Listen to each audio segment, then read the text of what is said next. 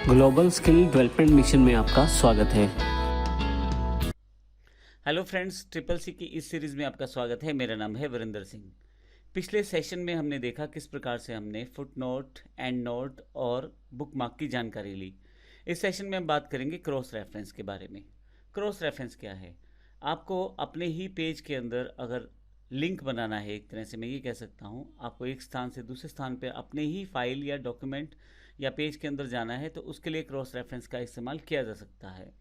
हम एक जगह को दूसरी जगह से जोड़ने के लिए रेफरेंस का यूज़ करते हैं, उसे क्रॉस रेफरेंस यहाँ पे कहते हैं। तो ये देखते हैं प्रैक्टिकली इसे किस प्रकार से किया जा सकता है। इसमें आपके पास अभी एग्जांपल, जैसे मैंने पिछले सेशन में बुकमार्क का लिया था, तो हमने इस पूरी फाइल में मेरे पास यहाँ 3 बुकमार्क पहले से अवेलेबल हैं। अब ये ध्यान रखिएगा, मेरे पास यहाँ 3 बुकमार्क हैं, my first bookmark, my second bookmark और माई थर्ड बुकमार्क। मैं इस बुकमार्क को ही क्रॉस रेफरेंस के साथ प्रयोग करने वाला हूँ। आइए अब चलते हैं क्रॉस रेफरेंस हमारी मेन कमांड पे। अब मैं क्रॉस रेफरेंस के लिए यहाँ एक लाइन लिख देता हूँ, ज़रूरी नहीं है लाइन लिखना, लेकिन जस्ट एग्जांपल के लिए। For more info click.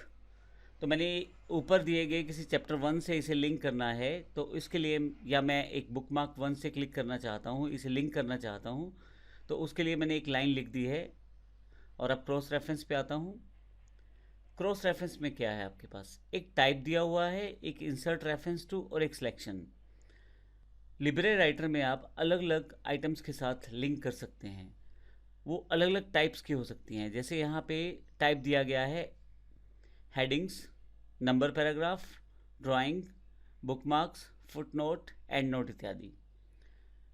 हालांकि आप यहाँ से सेट रेफरेंस भी कर सकते हैं, लेकिन अभी मैं क्या करने वाला हूँ, यहाँ पे जैसे ही मैं यहाँ पे ड्राइंग पे क्लिक करता हूँ, तो आप देखेंगे यहाँ सिलेक्शन में जो मेरी फाइल पे ड्राइंग्स हैं उनका नाम आ जाएगा। बुकमार्क पे क्लिक करता हूँ, तो जो सिलेक्शन में नाम आएंगे वो मेरे बुकमार्क्स के आएंगे जो मेरे पास इस फाइल में अवेलेबल हैं। फुटनोट और एंड नोट में भी ऐसा ही है। तो असल में मैं इन सब चीज़ों से लिंक कर सकता हूँ इस लाइन को जो मैंने टाइप की है। अब मान लीजिए मैंने उस ड्राइंग पे सिलेक्ट करना है जो ड्राइंग मैंने बनाई थी। तो सबसे पहले अगर आप ड्राइंग पे क्लिक करेंगे, तो जितनी ड्राइंग्स आपके पास फाइल में अवेलेबल हैं उनका नाम यहाँ पे आ जाएगा। यहाँ ड्राइंग 1 के नाम से मैंने एक कैप्शन दिया था टेक्स्ट बॉक्स का पहले से, तो वो यहाँ पे अवेलेबल है। मैं यहाँ पे सिलेक्ट कर सकता हूँ रेफरेंस के रूप में इसे। माउस मेरा यहाँ क्लिक है, मैं इंसर्ट कर देता हूँ और इसे क्लोज कर देता हूँ। अब देखेंगे यहाँ पे माई टेक्स्ट बॉक्स लिखा रहा है फॉर मोर इन्फो क्लिक। अब मेरे पास देखें माउस का सिंबल आ गया है जो हाथ जैसा है, जो हाइपरलिंक जैसा है। मैं अगर क्लिक करूं तो सीधा मुझे उस ड्राइंग बॉक्स पे ले जाएगा जो मैंने बनाया था। इस तरह से आपने एक रेफरेंस सेट किया है यहाँ से वहाँ पे जाने का। तो एक तरह से आपने इंटरनल हाइपरलिंक सेट किया है एक तरह से, जिसमें आप जब यहाँ क्लिक करेंगे तो सीधा वहाँ पे अवेलेबल हो जाएगा। मैं यहाँ पे पेज नंबर के हिसाब से भी सेटअप कर सकता हूँ। मैं फिर से क्रॉस रेफरेंस पे आता हूँ। अब की बार ड्राइंग ना लेके मैं बुकमार्क ले लेता हूँ और यहाँ से पेज ले लेता हूँ।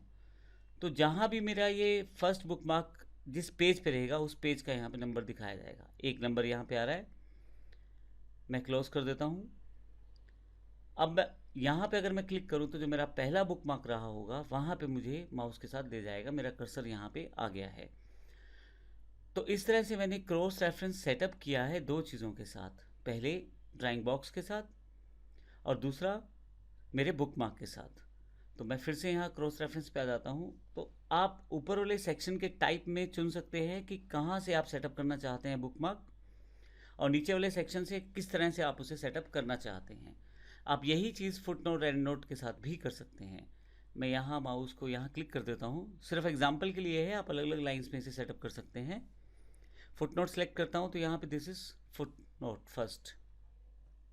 मैं यहाँ पे फुटनोट फर्स्ट जो है उसे क्लिक कर लेता हूँ सिलेक्शन में और इंसर्ट कर देता हूँ। तो माउस मेरा यहाँ था, तो यहाँ पे एक नंबर यानी कि पेज रेफरेंस आ गया है। मैं क्लोज कर देता हूँ इसे। अब अगर मैं यहाँ क्लिक करूँ तो सीधा मेरा रेफरेंस जो सेट हुआ है वो फुटनोट और फुटनोट वाले पेज के साथ हो गया है। तो इस तरह से मैं क्रॉस रेफरेंस का प्रयोग कर सकता हूँ इंटरनल हाइपरलिंक्स यानी कि एक स्थान से दूसरे स्थान पर जाने के लिए। इसके लिए ज़रूरी है कि मेरे पास पहले से ये टाइप ऑफ ऑब्जेक्ट बने हों, यानी कि मेरे पास या तो हेडिंग्स हो या ड्राइंग्स हो या मेरे पास बुकमार्क्स हो या फुटनोट्स हो, यानी कि इनमें से कोई ना कोई टाइप होना चाहिए जिसके साथ मैं लिंक कर सकूं किसी पर्टिकुलर टेक्स्ट को। और जब आप इंसर्ट करना चाहें तो आप अगर जिस कैटेगरी को या जिस टाइप को आप सेलेक्ट करें उसके सिलेक्शन को आप सेट करें और फिर उसे इंसर्ट कर दें, तो आपके पास यहाँ पे इंसर्ट हो जाएगा और फिर वो लिंक हो जाएगा। अगली कमांड जो हमारे पास अवेलेबल है वो है कमेंट के रूप में। Ctrl+Alt+C ये इसका शॉर्टकट है, इससे आप कमेंट्स डाल सकते हैं। अगर आप किसी भी चीज़ की एक्स्ट्रा इन्फॉर्मेशन देना चाहते हैं अपने डॉक्यूमेंट में तो आप कमेंट का प्रयोग कर सकते हैं। मान लीजिए मैं यहाँ पे विजुअल रिवीजन को जो मैं सेलेक्ट कर लेता हूँ, यहाँ कमेंट पे क्लिक कर देता हूँ तो मेरे पास एक कमेंट बॉक्स अवेलेबल हो जाएगा राइट साइड पे। यहाँ पे मैं कुछ भी कमेंट दे सकता हूँ, तो ये मेरे पास कमेंट अवेलेबल हो गया है। थोड़ा सा नीचे जाता हूँ,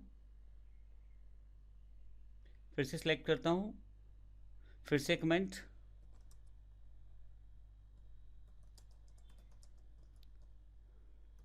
तो जो भी मैं यहाँ चाहता हूँ इसे टाइप करके रख सकता हूँ। और ये मेरे पास एक साइड बॉक्स में एक देखें यदि तो एक बॉक्स में अलग से दिखाया जा रहा है।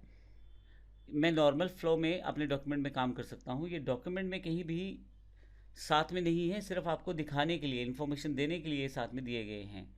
तो अगर आप यहाँ देखें तो ये मेरे पास आ रहा है। लेकिन एक इम्पोर्टेंट बात, अगर मुझे ये कमेंट्स नहीं चाहिए तो मैं यहाँ नीचे दिए गए बटन से इस पर्टिकुलर कमेंट को डिलीट कर सकता हूँ, इस ऑथर के सभी कमेंट्स को डिलीट कर सकता हूँ, या इस फाइल में जितने कमेंट्स हैं सभी को डिलीट कर सकता हूँ, और फॉर्मेट भी सेटअप कर सकता हूँ कमेंट्स का। अभी मैं इस पर्टिकुलर कमेंट को डिलीट कर देता हूँ तो आप देखेंगे कमेंट्स यहाँ से हट गया है। नीचे जाएंगे तो दूसरे वाला कमेंट बना हुआ है। अभी मैं Ctrl+Z कर देता हूँ,